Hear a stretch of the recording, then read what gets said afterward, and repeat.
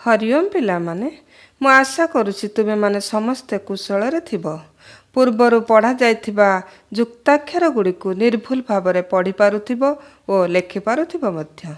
पिलामाने आजि आमे आउ दुईटी नुआ जुक्ताक्षर शिखिबा। सेगुड़िक ହେଲା ट ओ ठ। पिलामाने आमे प्रथमे जानिबा केउं दुईटी व्यंजन वर्णर समाहाରରେ एगुड़िक सृष्टि होइछि। ण हलन्त जुक्त ट समान ट।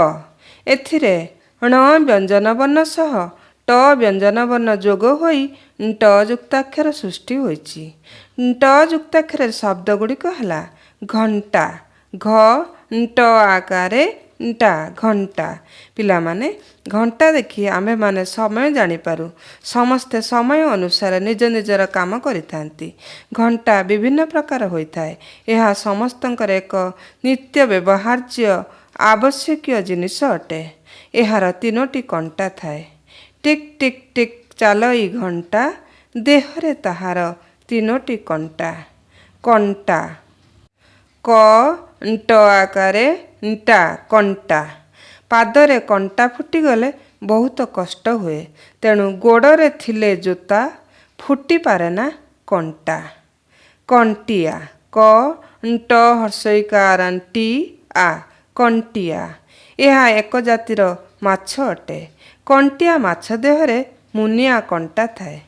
ପିଲାମାନେ ଏବେ ଜାଣିବା ଠ ଯୁକ୍ତାକ୍ଷର। ଣ ହଳନ୍ଦ ଯୁକ୍ତ ଠ ସମାନ ଠ। ଏଥିରେ ଣ ବ୍ୟଞ୍ଜନ ବର୍ଣ୍ଣ ସହ ଠ ବ୍ୟଞ୍ଜନ ବର୍ଣ୍ଣ ଯୋଗ ହୋଇ ଠ ଯୁକ୍ତାକ୍ଷର ହୋଇଛି। ଏବେ ଠ ଯୁକ୍ତାକ୍ଷରରେ କେତୋଟି ଶବ୍ଦ ପଢ଼ିବା ଆସ।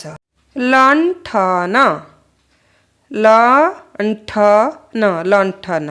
ପିଲାମାନେ ଲଣ୍ଠନ ଜାଳି ଆଗ କାଳରେ ଲୋକମାନେ ସମସ୍ତ କାମ କରୁଥିଲେ। ଏହା କିରାସିନି ଓ ବଳିତା ସାହାଯ୍ୟରେ ଜଳିଥାଏ। ଗଇଁଠା ଗ ହର୍ଷଇ ଠ ଆକାରେ ଠା ଗଇଁଠା। ପିଲାମାନେ ଏହା ଏକ ପ୍ରକାର ପିଠା ଅଟେ। ଘରେ ମା ଯତ୍ନର ସହିତ ଗଇଁଠା ପିଠା ବନାଇଥାନ୍ତି। କ୍ଷୀର ସହିତ ଗଇଁଠା ପିଠା ଖାଇଲେ ଖୁବ୍ ଭଲ ଲାଗେ। ପିଲାମାନେ ଏବେ ଆସ ତୁମ ସାହିତ୍ୟ ବହିରେ ଥିବା ପାଠ 4 ବିଷୟଟି ପଢ଼ିବା।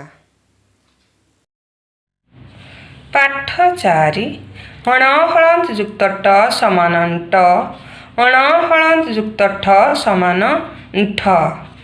ଝିଣ୍ଟିକା ଲଣ୍ଠନ ଅଣ୍ଟା ଥଣ୍ଟ ଘଣ୍ଟା ମଣ୍ଟୁ କଣ୍ଟିଆ ତଣ୍ଟିଆ ଝିଣ୍ଟିକା ଥଣ୍ଟିଆ ନିଆଁ ଖୁଣ୍ଟା ପେଚ କଣ୍ଟା ପିଟା ଘଣ୍ଟା ବଣ୍ଟା ବଣ୍ଟି ଗଣ୍ଠିଲି ଲୁଣ୍ଠନ ବୈକୁଣ୍ଠ ନୀଳକଣ୍ଠ।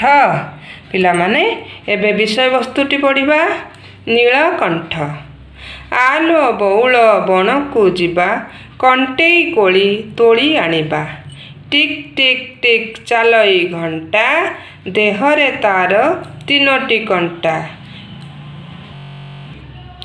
ଘାଣ୍ଟ ତିଅଣର ମଜା ଆଈଙ୍କୁ କହିଲେ ଅଜା। ବୁଢ଼ୀର ଭାଙ୍ଗିଛି ଅଣ୍ଟା ପାଦରେ ପଶିଛି କଣ୍ଟା। ଗଧିଆ ତଣ୍ଟିରେ ବଗର ଥଣ୍ଟ। ଠାକୁରଙ୍କ ପାଖରେ ବାଜିଲା ଘଣ୍ଟା। ଦିନେ ନୀଳକଣ୍ଠ ଲୁଗା ଗଣ୍ଠିଲିଟିଏ ଧରି ଯାଉଥିଲା। ବାଟରେ ବୈକୁଣ୍ଠ ସହ ତାର ଭେଟ ହେଲା। ସେ ବୈକୁଣ୍ଠକୁ କହିଲା, ଭାଇ ତୁ ଟିକେ ଗଣ୍ଠିଲିଟିକୁ ମୁଣ୍ଡେଇ ନେଇ ମୋତେ ନଈ ପାରି କରିଦେଇ ଆସିଲେ ଭଲ ହୁଅନ୍ତା। ବୈକୁଣ୍ଠ ଏଥିରେ କୁଣ୍ଠିତ ନ ହୋଇ ଗଣ୍ଠିଲିଟିକୁ ମୁଣ୍ଡେଇ ଗଲା। ନୀଳକଣ୍ଠ ନଈ ସେପାରିରେ ବୈକୁଣ୍ଠକୁ କିଛି ଗଇଁଠା ପିଠା ଖୁଆଇ ଫେରାଇ ଦେଲା।